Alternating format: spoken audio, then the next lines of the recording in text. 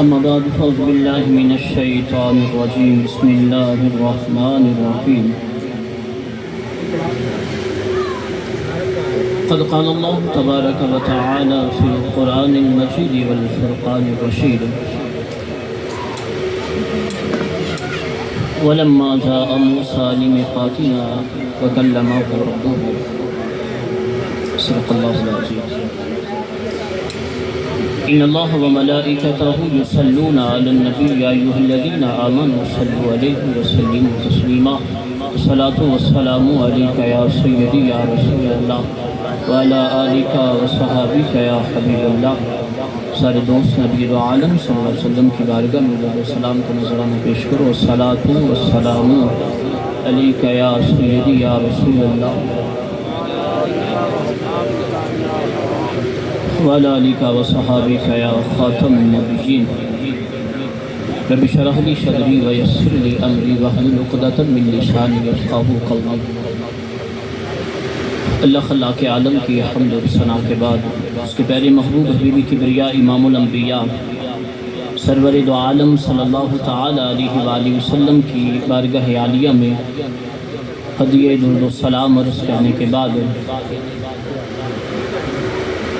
اللہ رب کائنات کی بارگاہ میں ملتجی ہیں وہ ہمارا یہاں بیٹھنا اور ہمارے بھائی قمر کا اپنے گھر میں حضور کے میلاد کی محفل سجانا اپنی بارگاہ میں قبول فرمائے۔ میری گفتگو کے دو حصے ہوں گے، ایک میں ہم بات کریں گے جس استاذ گرامی نے مجھے حکم دیا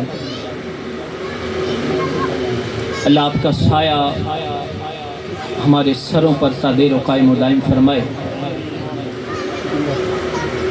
شاگرد جہاں مرضی چلا جائے جب اپنے آپ کو کچھ سمجھنے لگتا ہے یاد رکھیے تبھی سے اس کا زوال شروع ہو جاتا ہے۔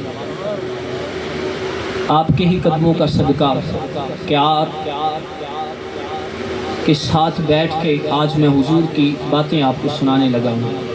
کبھی وقت تھا میں چھوٹا سا تھا اور آپ کی ہی بارگاہ کے اندر دست سے تلمس تھا اور آج بھی دست سے تلمس ہوں۔ شاگرد کبھی استاد سے بڑا نہیں، وہ دنیا کا محدث بھی ہو جائے شاگرد ہی رہتا ہے۔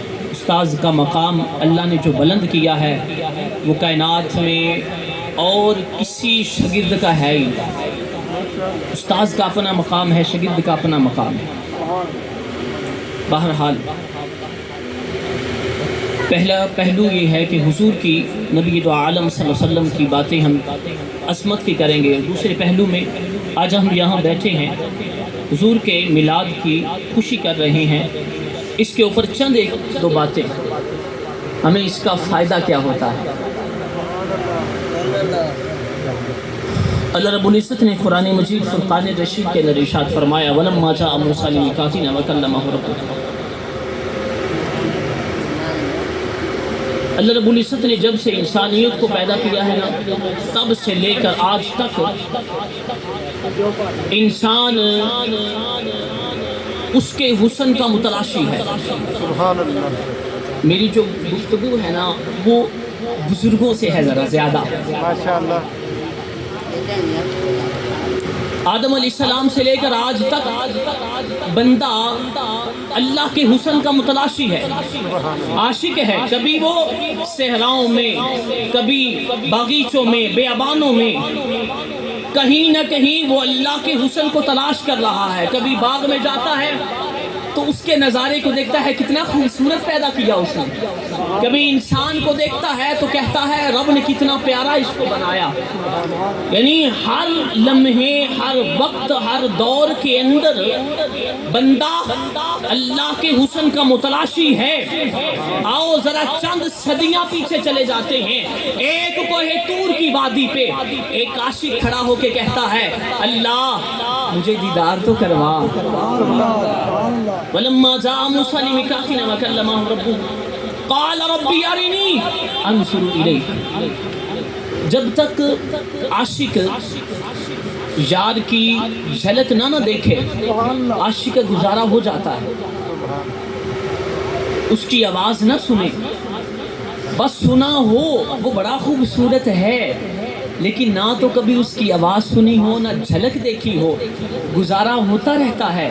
لیکن جب اپنے یار کی کوئی جھلک دیکھ لے، آواز سن لے، پھر عاشق کا گزارا نہیں ہوتا دیدار کے بنا۔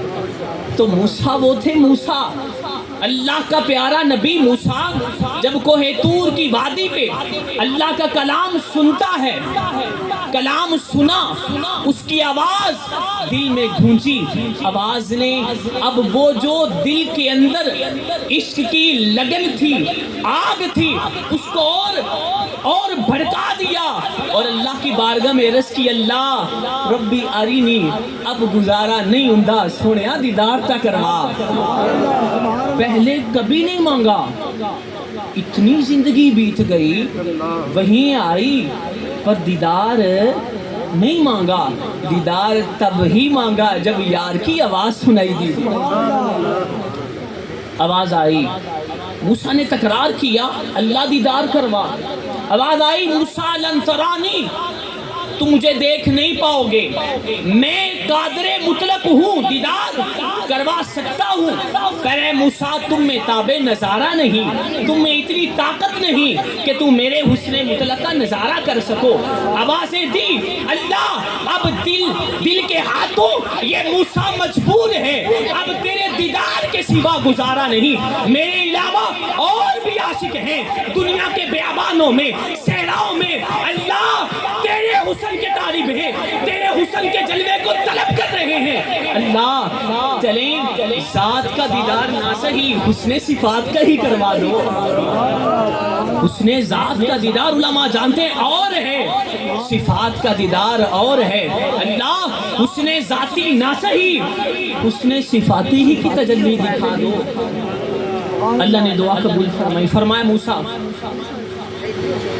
میں حسن صفات کی ایک تجلی اس کوہ طور پہاڑ پر کرتا ہوں، اگر یہ قائم رہا اے موسیٰ، اس کے قیام کی وجہ سے، اس کے قائم ہونے کی وجہ سے، میرے حسن صفات کے جلوے کو اپنے اوپر برداشت کرنے کی وجہ سے، اگر یہ کر لیا اس وجہ سے اے موسیٰ تو میرا دیدار کر پائے گا، اگر نہ رکھ سکا تو موسیٰ تو میرا دیدار نہیں کر پاؤ گے۔ فلما تجلی ربہ للجبل جعلہ دکا وخر موسیٰ صعقا۔ اللہ رب العزت نے حسن صفات کی ایک تجلی کی کوہ طور پر، کوہ طور ریزہ ریزہ ہو کے بکھر گیا۔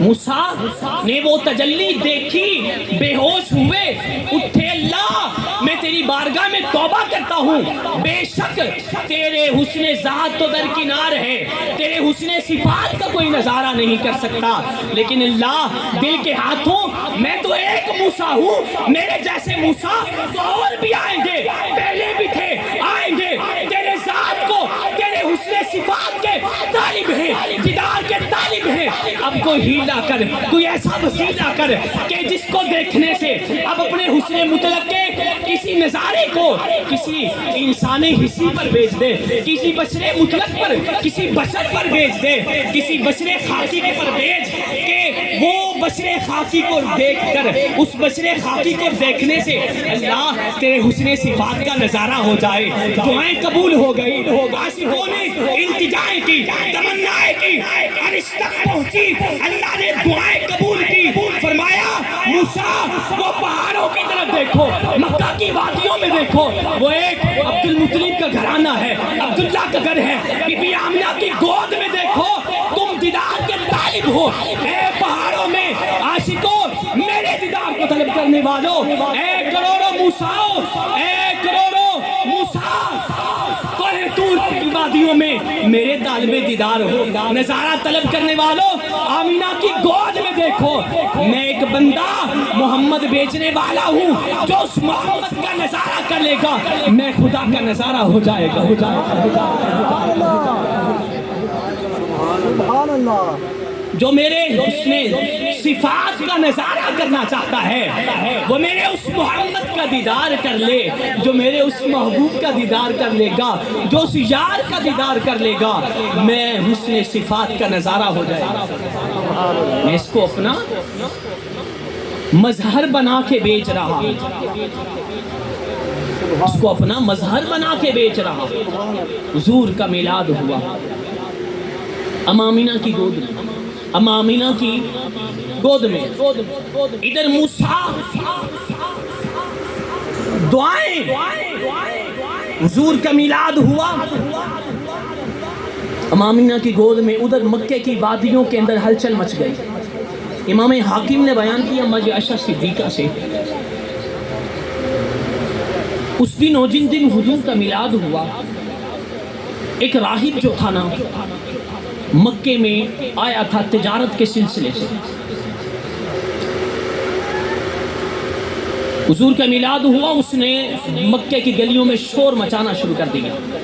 اعلان کرتا ہے اے مکے کے سرداروں میری بات سنو, الا احفظوا اقول لکم,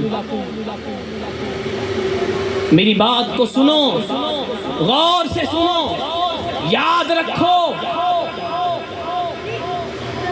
اتنے میں سارے لوگ جمع ہو جاتے ہیں, کہتے ہیں کیا بات ہے, کیا وجہ ہے جو شور مچا رہے ہو. کہا ارے لوگو, اے جہالت کی نیند سونے والو, آج ایک آخر الزمان نبی پیدا ہو گیا ہے جس کی پوری حکومت دنیا پہ ہوگی. حیران ہو گئے. کہا آج تو کسی کے ہاں کوئی بچہ پیدا نہیں ہوا. کہا جاؤ دیکھو, مکے کی گلیوں میں دیکھو, ڈھونڈو, کسی کے ہاں کوئی بچہ پیدا ہوا ہے. سب نے انکار کیا. کہا جاؤ دیکھو. سب دوڑ پڑے, سرداران مکہ دوڑ پڑے. اتنے میں کچھ وقت بیتا, خبر آئی ہاں اللہ نے عبد المطلب کے ہاں پوتا عطا کیا ہے. پوتا عطا کیا ہے اللہ نے, عبداللہ کے گھر بیٹا دیا ہے. آمینہ کی گود میں ایک بڑا خوبصورت لال آیا. کہا مجھے اس کی دیدار تو کروا دو, مجھے اس کا نظارہ تو کرواؤ. ارے میرے محبوب کا انبیاء دیدار کے طالب نہ تھے, ارے آنے والے ہر راہب میرے محبوب کے دیدار کا طالب تھا.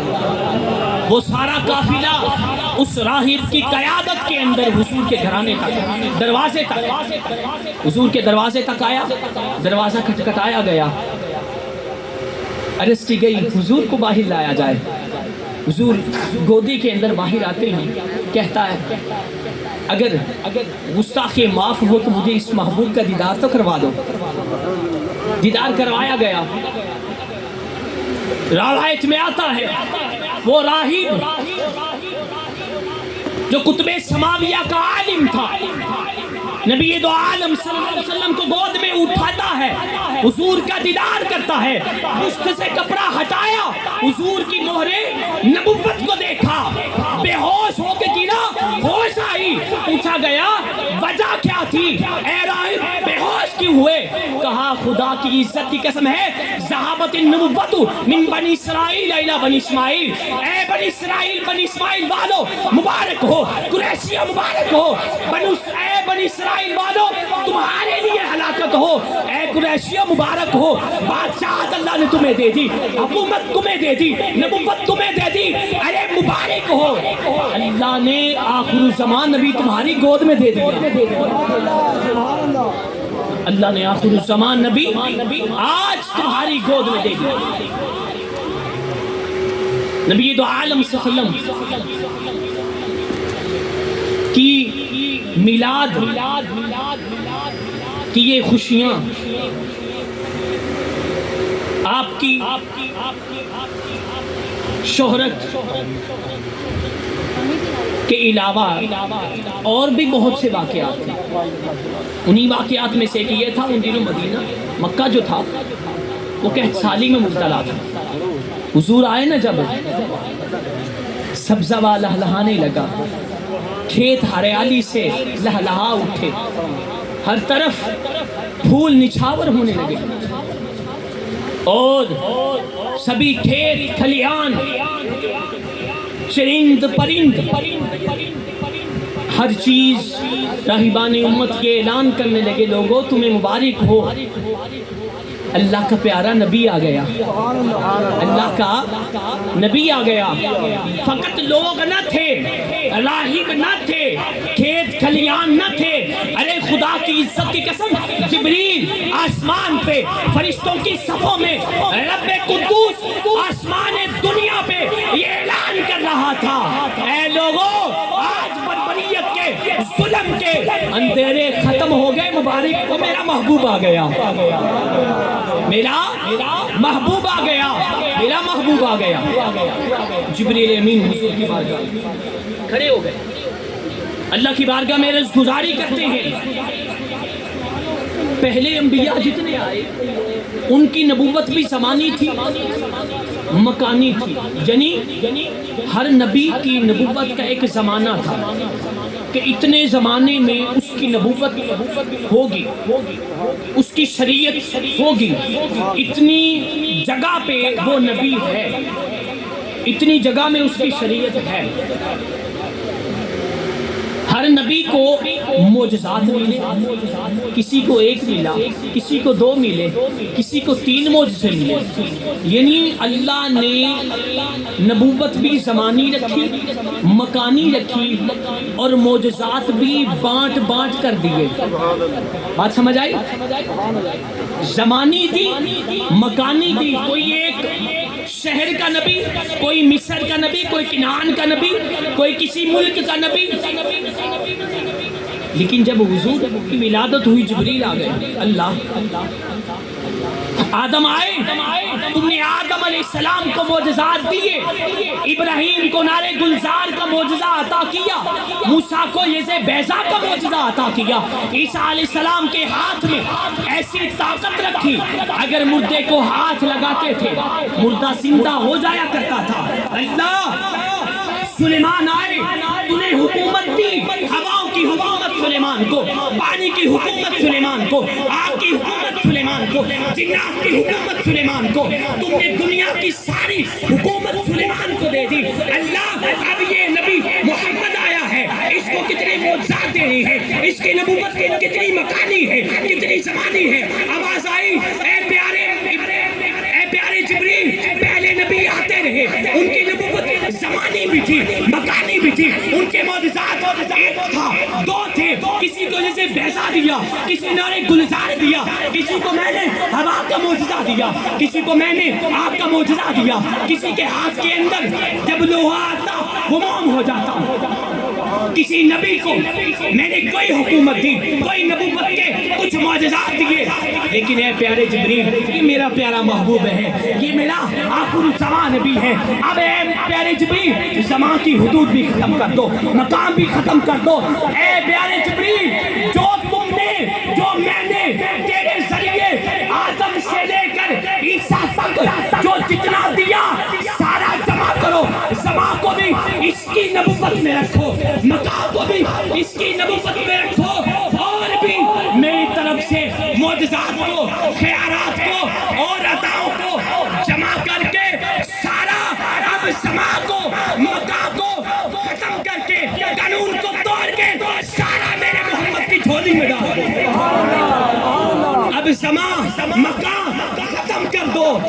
پہلے نبی آتے رہے, زمان مقام, ان کی نبوت زمان مکان میں تھی. اب اے پیارے جبریل جب میرا محبوب آیا ہے, اب سارے زمانے ہی میرے محبوب کی نبوت میں ہوں گے, سارے مقام میرے محبوب کی نبوت میں ہوں گے. انسانوں کے لیے بھی میرا نبی ہوگا, جنات کے لیے بھی یہی نبی ہوگا, فرشتوں کا بھی یہی نبی ہوگا. ارے آسمان پہ ہر فرشتہ, آسمان کے لیے, زمین کے لیے, کائنات کے ذرے ذرے کے لیے میرا محبوب ہوگا. یا ایھا الناس انی رسول اللہ الیکم جمیعا. اے لوگوں, میں ساری انسانیت کے لیے نبی بن کے آیا ہوں. الغرض جو حسن موسیٰ علیہ السلام میں چمکا, اس حسن نے انہیں اس دنیا کے اندر سب سے حسین انسان بنا دیا. جو نور موسیٰ علیہ السلام کے ید بیضا میں منعکس ہوا, اس نور نے ان کے ہاتھ کو بقعۂ نور بنا دیا. الغرض انبیاء آتے رہے, انہیں معجزات ملتے رہے, اختیارات ملتے رہے، کمالات ملتے رہے، لیکن میرے نبی صلی اللہ علیہ وآلہ وسلم کو اللہ رب العزت نے ہر چیز عطا کر دی. گویا کہ آپ ہر کمال، ہر معجزات، ہر صفات کا جامع ہو گئے. نبی دو عالم صلی اللہ علیہ وآلہ وسلم کو اللہ رب کائنات نے ہر چیز پہ اختیار دے دیا، ہر چیز پہ حکومت دے دی، ہر چیز کے اوپر ملکیت دے دی. حضور نبی دو عالم صلی اللہ تعالی علیہ وآلہ وسلم کہ حسن کی اگر بات کریں، پہلے عاشق چاند کے ساتھ تشبیہ دیتے تھے، میرا یار چاند جیسا ہے. لیکن فرمایا جب میرے محبوب آئے گا لوگ چاند سے تشبیہ نہیں دیں گے، بلکہ یہ کہیں گے چاند بھی میرے یار کے قدموں سے خیرات لیتا. جب ایک رات آئے حضور کی بارگاہ میں، 14ویں کا چاند چمک رہا ہے، نماز پڑھ کے گئے ہیں، گھر جاتے ہیں، گھر کے اندر دل کو سکون نہیں آتا، چین نہیں آتا، حضور کی بارگاہ میں آ جاتے ہیں، پھر دیدار کریں. 14ویں کا چاند چمک رہا ہے. آئے نا جب مسجد میں داخل ہوئے، حضور آرام فرما ہے تو ٹکٹکی باندھ کے دیکھنے لگے. کبھی آپ حضور کے صحابی آسمان پہ چاند کو دیکھتے ہیں، کبھی حضور کے رخ انور کو دیکھتے ہیں. حضور کی آنکھ کھلی، پوچھا اے جابر کیا کرتے ہو؟ کہا آقا آج چاند بڑی آب و تاب سے اپنے ستاروں میں روشن ہے. کبھی اس کو دیکھتا ہوں، کبھی آپ کے رخ انور کو دیکھتا ہوں، دیکھ رہا ہوں خوبصورت کون ہے. پوچھا جابر دل کہاں تک پہنچا؟ کہا خدا کی عزت کی قسم یا رسول اللہ، دل نے گواہی دے دی وہ آسمان کا چاند بھی اس آمینہ کے لال کے قدموں کی خیرات مانگتا.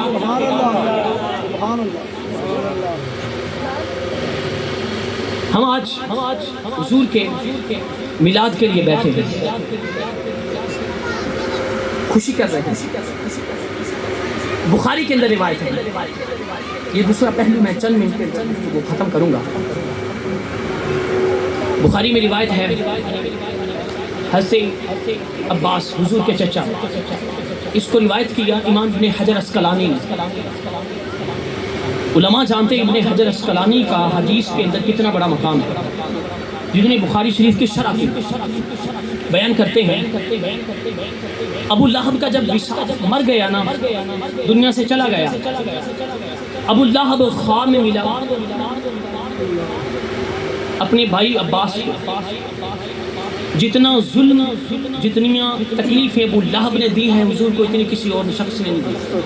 یہ وہ ابو لہب ہے. یہ یاد رکھنا، سب سے زیادہ تکلیف دینے والا یہی حضور کا چچا ہے، رشتے میں چچا ہے، لیکن ظالم بھی سب سے زیادہ. یہ خواب میں ملتا ہے حضرت عباس کو. عباس نے پوچھا کیا ماجرا ہوا؟ کہتا ہے جب سے تمہارے پاس سے جدا ہوا ہوں ایک لمحے کے لیے بھی چین نہیں آیا. ہاں جب پیر کا دن آتا ہے تو یہ دو انگلیاں ان کے اندر سے پانی کے چشمے جاری ہو جاتے ہیں، انہیں چوس لیتا ہوں، عذاب میں کمی آ جاتی ہے، عذاب میں کمی آ جاتی ہے. پوچھا گیا ماجرا کیا ہے؟ کہتا ہے جب میرے بھتیجے محمد کا میلاد ہوا نا، اس کی ولادت ہوئی، میری باندھی سویبہ وہ مجھے خوشخبری سنانے آئی، اے ابو لہب تجھے مبارک ہو، اللہ نے تجھے بھتیجا دیا، تیرے بھائی کے ہاں بیٹا پیدا ہوا. کہا بس بھتیجے کی خوشی میں نے اپنی اس باندھی کو ان انگلیوں کے اشارے سے کہا جاؤ تم آزاد ہو. ارے ابن جوزی علیہ الرحمہ لکھتے ہیں کان ھذا ابو لہب ونزل القرآن بذمہ، وہ ابو لہب جس کی مذمت کے بارے میں اللہ نے قرآن میں پوری سورت نازل کر دی، اگر وہ شخص نبی اپنا بھتیجا سمجھ کے میلاد کی خوشی کرے، اللہ اس کے عذاب کی تخفیف کرتا ہے۔ خدا کی عزت کی قسم ہے، فما حال المسلمی، اس مسلمان کا حال کیا ہے جو حضور کو مانتا ہے، حضور کا میلاد مناتا ہے۔ لعمری ابن جوزی کہتا ہے مجھے اپنی ساری عمر کی قسم ہے، جب وہ قیامت کے دن آئے گا، جب قیامت کے دن آئے گا، محشر کے میدان میں ہوگا، لوگ گنہگار ہوں گے، بدکار ہوں گے، نمازیں نہیں ہوں گی، لیکن جب یہ آئے گا، جب یہ آئے گا وَجَعَلَ لِمَنْ فَرَحَ بِمَوْلِدِ النَّبِيِّ صلی اللہ علیہ وسلم سَتْرًا وَحِجَابًا مِنَ النَّارِ، جب یہ شخص آئے گا، میلاد کی خوشی کرنے والا آئے گا، عذاب آنے لگے گا، وہ خوشی اللہ کی بارگاہ میں اس کے لیے اس عذاب سے حجاب بن کے سامنے آ جائے گی۔ وَحِجَابًا مِنَ النَّارِ، پردہ بھی بن جائے گی، اور وہ جو جہنم کی آگ اس کی طرف آئے گی اس کے لیے حجاب بھی بن جائے گی۔ یہ ہے حضور، میلاد منانا حضور کے لیے خوشی کرنا۔ یاد رکھیے ہمارا عقیدہ اپنی سنت کوئی عام عقیدہ نہیں ہے، اس پر بڑے بڑے علماء اس کے پیچھے بیٹھے ہیں، ہمیں تو بس ایسے سر جھکا کے اپنے عقیدے کے اوپر کسی کی کوئی بات نہیں سنو، ایسے سر جھکا کے۔ اللہ تعالی ہم سب کو حضور نبی دو عالم صلی اللہ علیہ وآلہ وسلم کی میلاد کی خوشی میں ہر مشکل پریشانی سے نجات عطا فرمائے، اور بھائی قمر صاحب کا میلاد منانا اپنی بارگاہ میں قبول فرمائے۔ وما علیہ الا اللہ۔